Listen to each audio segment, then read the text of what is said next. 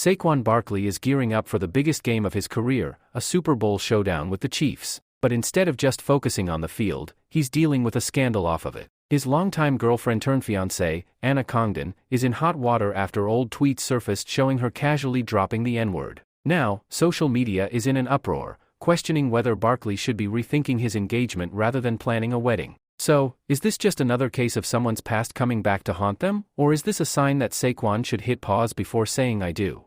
Barkley and Congdon met at Penn State, starting their relationship in 2017. By 2018, their daughter Jada was born, just weeks before Barkley was drafted by the New York Giants. A whirlwind of success followed, leading to a $37.75 million contract with the Eagles in 2024. Then, just days before the Super Bowl, Barkley announced he had proposed, calling Congdon his rock, his support system, and someone who's always had his back. But as the internet says, the past is never really the past. Anna's resurfaced tweets, posted when she was around 14, show her casually using racial slurs, even responding to a friend with "my lil N-word" in a conversation. And while some fans rush to defend her, saying she was just a kid, others aren't buying it. They're asking the obvious question: if this is how she spoke at 14, has she ever truly changed?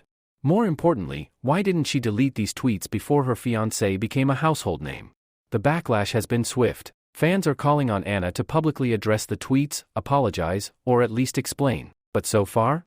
Silence. Now, the bigger conversation has taken over. Some fans argue that people can grow and evolve, that she was young and ignorant, and that this shouldn't define her today. Others say that being young doesn't excuse racism, and if she never addressed it before, what does that say about her now?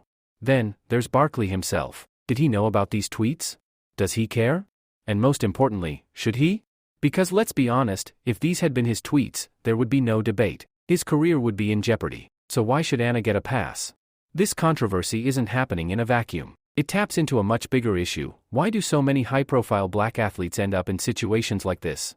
Some argue that white women are strategically encouraged to date wealthy black athletes, securing long-term financial stability. And listen, this isn't just a conspiracy theory. History shows a pattern of white families coaching their daughters on how to lock down successful black men. Just look at Kris Jenner. She built an empire off this blueprint. Meanwhile, black women are often held to a different standard. They're expected to be strong, independent, and hold their men accountable. Yet, when they do, they're labeled as difficult or too much. Meanwhile, some argue that white women in these relationships tend to avoid tough conversations, choosing comfort over accountability. Now, let's be clear, this isn't about whether Barkley loves Congdon. It's about whether this relationship is built to last. 2 kids in, a Super Bowl on deck, and a wedding in the works, he's at a crossroads. He could move forward, forgive, and ignore the controversy, hoping it won't resurface again. Or, he could step back, reconsider, and ask himself if this is truly the best decision for his future. Because let's be honest, if the roles were reversed and Anna was a black woman with problematic tweets in her past,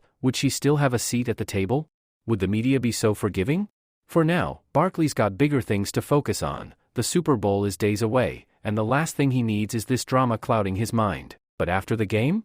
This conversation isn't going anywhere. Fans will be waiting for Anna's statement, for Barkley's response, and for the next move in this high-stakes play. What do you think?